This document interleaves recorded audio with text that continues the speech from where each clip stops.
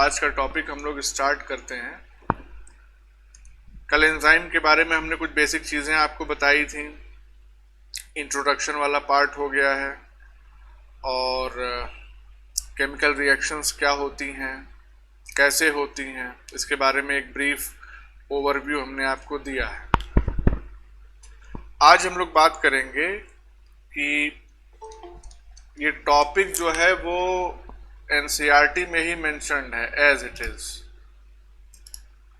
तो आप वहां से बिल्कुल एनसीईआरटी, तो भाई देखो, नीट अगर क्वालिफाई करना है तो एनसीईआरटी के एक एक लाइन याद होनी चाहिए फ्रॉम पेज 1 टू पेज जो भी लास्ट पेज है उसका। तो ये जो टॉपिक है कि how do enzymes bring about such high rates of chemical conversion, मतलब ये टॉपिक अपने आप में एक सवाल है कि एंजाइम्स इतने हाई रेट का केमिकल कन्वर्जन कैसे कर पाते हैं। जैसे कल हमने एक एग्जांपल लिया था जिसमें हमने कार्बोनिक एनहाइड्रेज के बारे में बताया था। जब एंजाइम नहीं था तो उस समय जो है 200 मॉलिक्यूल्स पर बन रहे थे कार्बोनिक एसिड के 1 घंटे में, और जैसे ही क्या हुआ? नहीं आ रहा। अच्छा, एक सेकंड।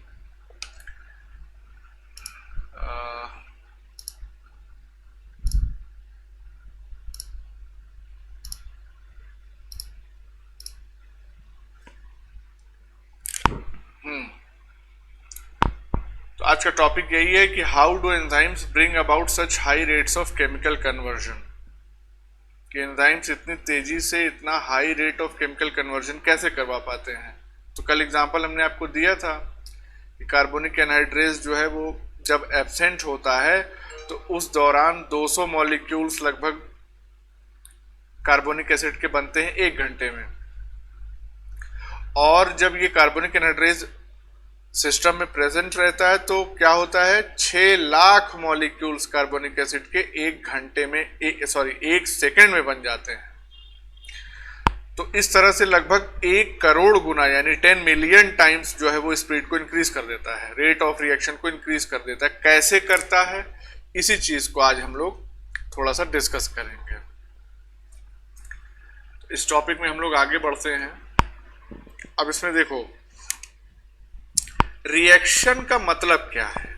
मेन चीज ये, किसी भी रिएक्शन से आप क्या समझते हैं। रिएक्शन का मतलब ये होता है कि या तो कोई केमिकल या मेटाबॉलिक कन्वर्जन हो रहा होगा, इसी को हम रिएक्शन कह देते हैं। अगर कोई एक सबस्ट्रेट या कोई एक केमिकल कंपाउंड जो है वो दूसरे केमिकल कंपाउंड में चेंज हो रहा है या ब्रेक हो रहा है या 2 ज्वाइन करके एक नया केमिकल कंपाउंड बना रहे हैं, तो इस तरह के कोई भी कन्वर्जन को हम रिएक्शन कहें। सिंपल सी बात है। अब जिस चीज का केमिकल कन्वर्जन हो रहा है, जिस कंपाउंड का केमिकल कन्वर्जन हो रहा है उसको हम कह देंगे सबस्ट्रेट, और जिस चीज में कन्वर्जन हो रहा है उसको हम कह देंगे प्रोडक्ट। तो केमिकल रिएक्शन को अगर आपको डिपिक्ट करना हो तो सिंपल सा S is being transformed into P। S का मतलब क्या हो गया, सबस्ट्रेट हो गया, और P का मतलब हो गया प्रोडक्ट। ये एक बहुत ही सिंपलिस्टिक डेफिनेशन, एक रिप्रेजेंटेशन है किसी भी केमिकल रिएक्शन का।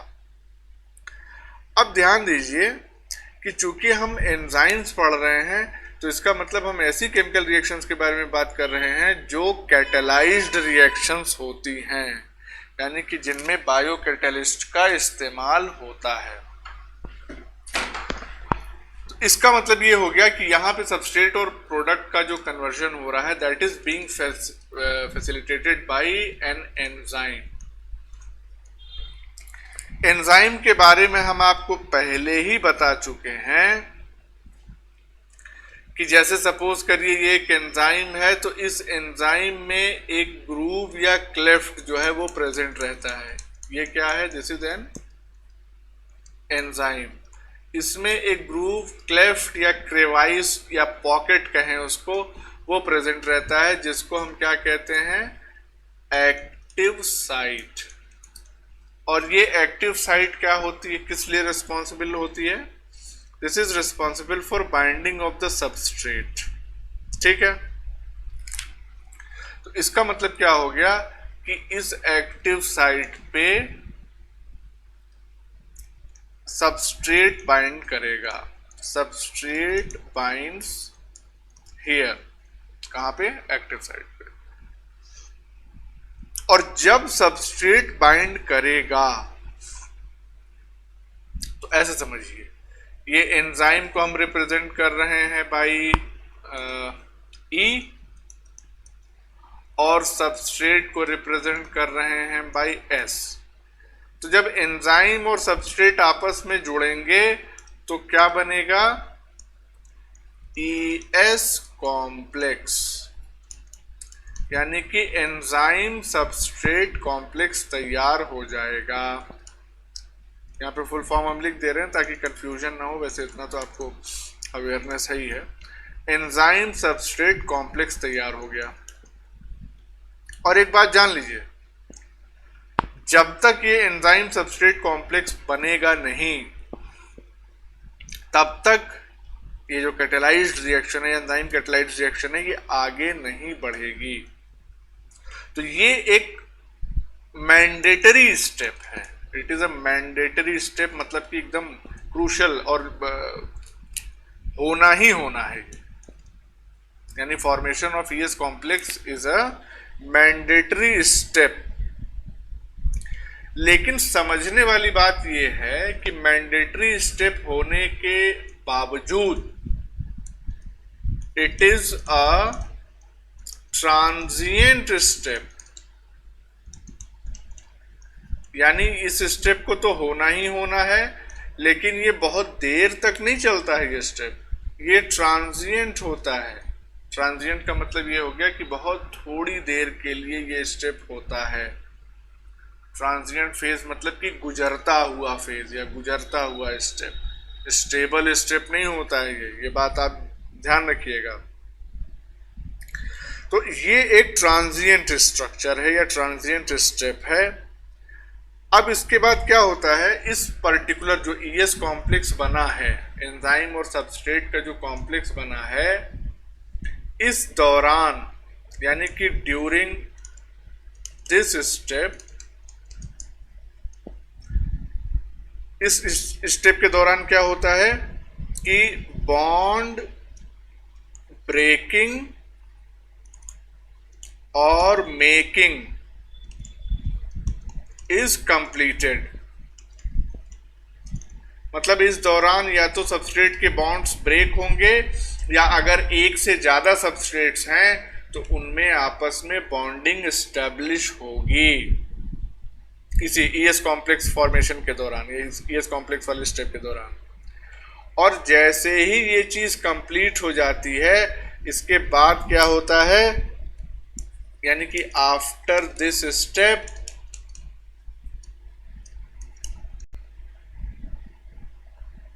एक सेकेंड, अभी आ रहा है क्या? नहीं सर, नहीं आ रहा है।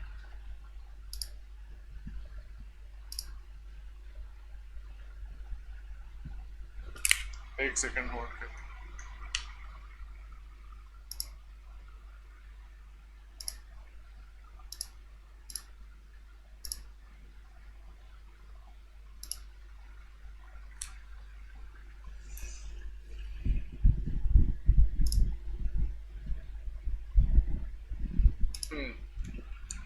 चलिए, वो क्लोज हो गया था, कोई बात नहीं। तो जो ES कॉम्प्लेक्स स्टेप था, उसके बाद क्या होगा, उसके बाद नेक्स्ट स्टेप में द प्रोडक्ट, अभी नहीं आ रहा है ना? हाँ एक सेकंड, स्क्रीन नहीं है। हाँ एक सेकंड, अब आया? जी सर। हाँ, तो जो प्रोडक्ट होता है, product is released from active site. मतलब सिंपली ये समझिए आप कि ये एंजाइम है, दिस इज एन एंजाइम, और इस पे ये सबस्ट्रेट जो है वो आके इस तरह से जुड़ा, ये क्या हो गया, ये है सबस्ट्रेट और ये है एंजाइम, और ये जो पूरा स्ट्रक्चर तैयार हुआ इसको हम क्या कहेंगे, this will be called as ES complex. और जब ये ES कॉम्प्लेक्स तैयार हो गया तो उसके बाद क्या होगा,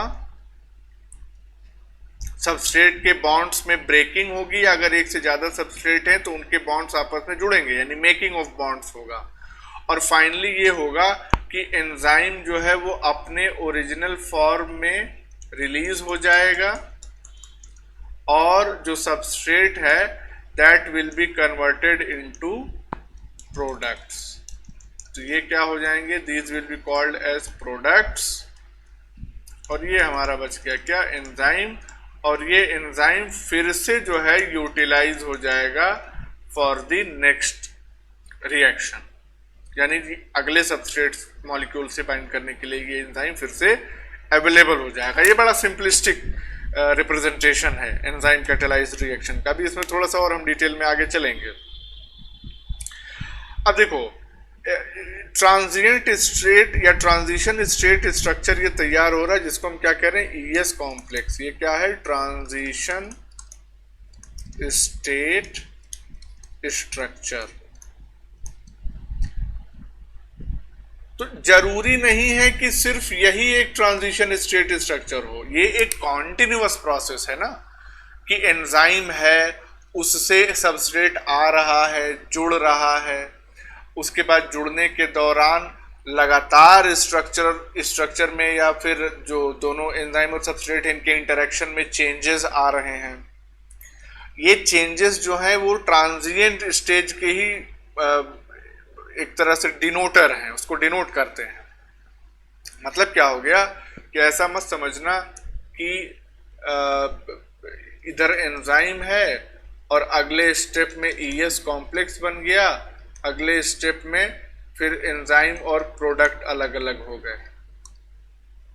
इन स्टेप्स के बीच में बहुत सारे ट्रांजिशन स्टेट्स आते हैं या ट्रांजिएंट स्टेट्स आते हैं, लेकिन उसमें से जो सबसे इंपॉर्टेंट वाला होता है, जो डिसाइडिंग फैक्टर होता है for that particular biochemical reaction, वो होता है जब ES कॉम्प्लेक्स फॉर्म हो जाता है प्रॉपरली, यानी कि सबस्ट्रेट जो है वो एंजाइम से प्रॉपरली अटैच हो जाता है, और उसके बाद ही उसमें चेंजेस इंट्रोड्यूस होते हैं या इंड्यूस होते हैं। तो ये बात ध्यान रखिएगा कि जितने भी स्ट्रक्चर्स बन रहे हैं, यानी कि all the transient state structures, वो क्या होते हैं, अनस्टेबल होते हैं, उनमें स्टेबिलिटी नहीं होती, इंक्लूडिंग ES कॉम्प्लेक्स स्टेट।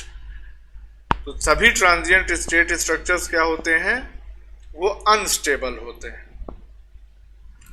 अब हम अनस्टेबल किस बेसिस पे कह रहे हैं, या अगर हम स्टेबिलिटी की बात करें तो स्टेबिलिटी से क्या समझ में आता है। भाई पहले तो स्टेबिलिटी की बात कर लेंगे, तभी तो अनस्टेबिलिटी की बात करेंगे।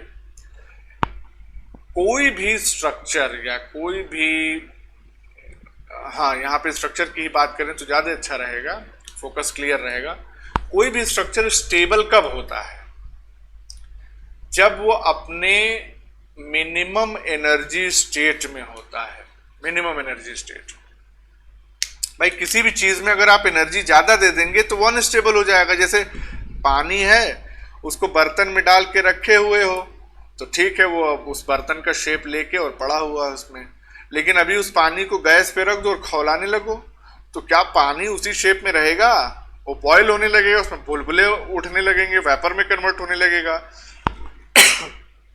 उस मतलब पानी का जो है शेप और ये सारी चीजें वो चेंज होने लगेंगी। यानी कि उसकी स्टेबिलिटी कम हो जाएगी। इसका मतलब ये हो गया कि अगर आप एनर्जी प्रोवाइड कर रहे हैं तो स्टेबिलिटी कम हो जाती है, और अगर एनर्जी कम है किसी सिस्टम में तो वो ज़्यादा स्टेबल रहता है। यानी कि लो एनर्जी स्टेट होती है वो स्टेबल स्टेट होती है। जैसे तुम्हारे जेब में अगर एक भी रुपया ना हो तो चुपचाप घर में पड़े रहोगे, लेकिन अगर कोई तुम्हारे यहाँ आया, मौसी मौसा फूफा ताई चाचा कोई आया और जो है तुमको जाते समय 500 रुपया चाहे 1000 रुपये पकड़ा के चले गए, तो अब दिल में जो है खलबली मचेगी, अरे 1000 रुपया आप पाए हैं, चलो दोस्तों के साथ घूम ही लेते हैं। एनर्जी आ गई तुम्हारे अंदर, और जैसे ही energy in the form of that currency आई तो तुम्हारी स्टेबिलिटी कम हो गई। अब तुम घर में नहीं बैठोगे, अब तुम टहलोगे इधर उधर, अनस्टेबल हो जाओगे। वही चीज है, मतलब उधर रियल लाइफ एग्जांपल से हमने तुमको एक समझाया बात। तो अब इस चीज को एंजाइम के कॉन्टेक्स्ट में समझने के लिए, एंजाइम के कॉन्टेक्स्ट में समझने के लिए हमको एक ग्राफ जो है वो समझना बेहद जरूरी है। तो ये हम ग्राफ बना रहे हैं, इस ग्राफ को आप अच्छे से समझ लें। इसमें जो एक्स एक्सिस होता है ये डिनोट करता है प्रोग्रेशन ऑफ रिएक्शन, रिएक्शन कैसे प्रोसीड कर रही है, और जो वाई एक्सिस है वो डिनोट करता है पोटेंशियल एनर्जी को। तो ये क्या हो गया, ये वाई एक्सिस हो गया, और ये क्या है, एक्स एक्सिस। ये तो आपको मालूम ही होगा, बेसिक चीज है। अब ध्यान दीजिए यहाँ पे, ये ग्राफ जो है एंजाइम कैटालाइज्ड रिएक्शन के लिए कैसा होता है, लाइक दिस।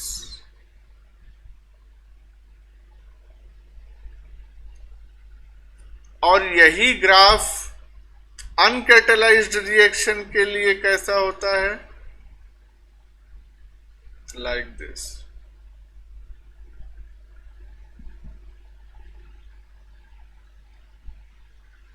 ध्यान दीजिएगा, ये एक्सिस जो वाई एक्सिस है वो किस चीज को रिप्रेजेंट कर रहा है, ये रिप्रेजेंट कर रहा है पोटेंशियल एनर्जी।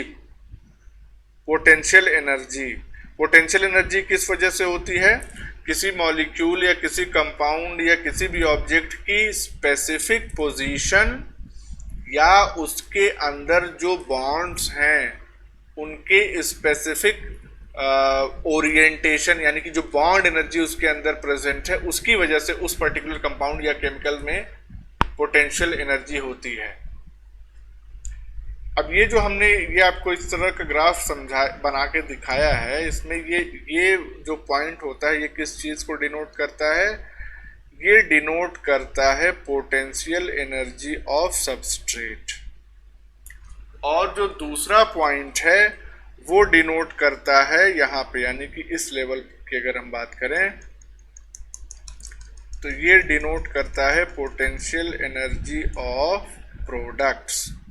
तो ये सबस्ट्रेट को डिनोट कर रहा है और ये प्रोडक्ट को डिनोट कर रहा है, ये भी एनर्जी लेवल ही है।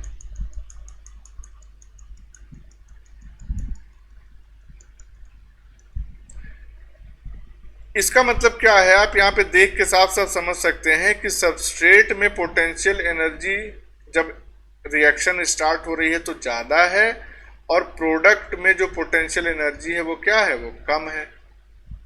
ये तो साफ साफ समझ में आ रहा है। इसका मतलब ये हो गया कि जैसे ही रिएक्शन आगे प्रोसीड की, एनर्जी जो है वो रिलीज हो गई, तभी तो प्रोडक्ट में एनर्जी कम हो गई। तो इस तरह की रिएक्शन जो होती है इसको हम कहते हैं एक्सोथर्मिक रिएक्शन, यानी कि ऐसी रिएक्शन जो होती है with the release of energy. चलिए, इतनी बात समझ में आ गई। अब यहीं पे हम आपसे एक और कॉन्सेप्ट को डिस्कस करने जा रहे हैं। ये जो रेड कलर से हम ग्राफ दिखा रहे हैं, क्या हो रहा है कि जैसे जैसे रिएक्शन आगे बढ़ रही है वैसे वैसे पोटेंशियल एनर्जी भी बढ़ रही है, और अपने एक पीक पे ये पोटेंशियल एनर्जी पहुंच गई। इस पीक वैल्यू को हम क्या कहते हैं, this is called as EA। ठीक है, इसी तरह से जो दूसरी रिएक्शन चल रही है पिंक कलर में जो हम आपको दिखा रहे हैं, इसमें भी ये अपने पीक पे पहुंची इस पर्टिकुलर पॉइंट पे, और इस पर्टिकुलर पॉइंट को भी हम क्या कहते हैं, इसको हम कह देंगे EA डैश, ताकि दोनों में डिफरेंस हम बता सकें। तो ये जो EA डैश है ये क्या है, it is the activation energy without enzyme. जब एंजाइम इस्तेमाल नहीं किया जा रहा है रिएक्शन में, तब की एक्टिवेशन एनर्जी है EA डैश। और EA क्या है, EA जो है ये है एक्टिवेशन एनर्जी विद एंजाइम, यानी कि जब हमने एंजाइम को ऐड कर दिया रिएक्शन मीडियम में तब की। अब आप साफ साफ यहां पे देख के बता सकते हैं कि EA dash is greater than EA, यानी कि जब एंजाइम नहीं है सिस्टम में तब जो एक्टिवेशन एनर्जी की रिक्वायरमेंट है वो ज़्यादा है एज कंपेयर टू जब एंजाइम प्रेजेंट है। अब सवाल ये आता है कि भैया ये एक्टिवेशन एनर्जी क्या होती है। इतना हमने डिस्कस कर दिया, लेकिन ये तो समझ में आना चाहिए कि एक्टिवेशन एनर्जी क्या है। तो ध्यान दीजिए,